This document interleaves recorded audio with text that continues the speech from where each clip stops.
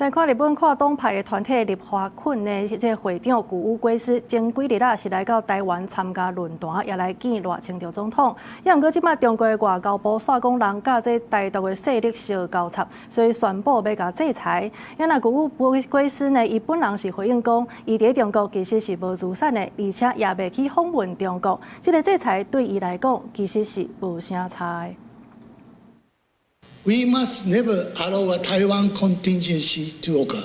日本眾議員立華困的會長久武貴司進前奉邀請來台灣出席玉山論壇，並且甲賴清德總統會面，重新強調日本對台海的和平穩定真重視。不過，這予中國外交部真袂爽，31甲台獨分裂勢力牽連做理由，宣布制裁久武貴司。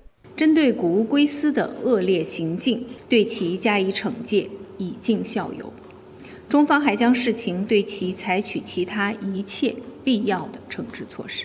中國反制措施包含凍結久武貴司在中國境內的各類財產，禁止中國境內的組織、個人甲伊進行交易甲合作，也不准伊入境中國、香港甲澳門。對此，久武貴司發文回應，以上措施完全無影響，因為伊佇中國無任何財產，也無甲相關的人士交流，更加無訪問中國的計劃。強調家己只是做真自然的代志，未來繼續推動台日的交流。也那日本是要求中國趕緊撤回制裁。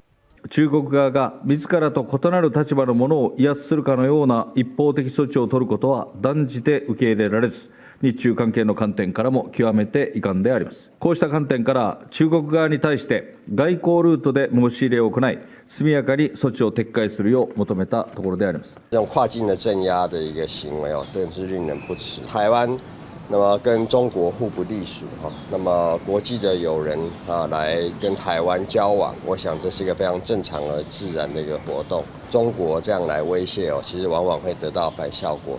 中國政府最近常常制裁日本的人士，包含日本維新會參議員趙平，甲做過自衛隊統合幕僚長，即嘛是行政院政務顧問的岩崎武。那這屆針對久武貴司，互看作是對日本政治界有台立場的人進一步施壓。記者綜合報道。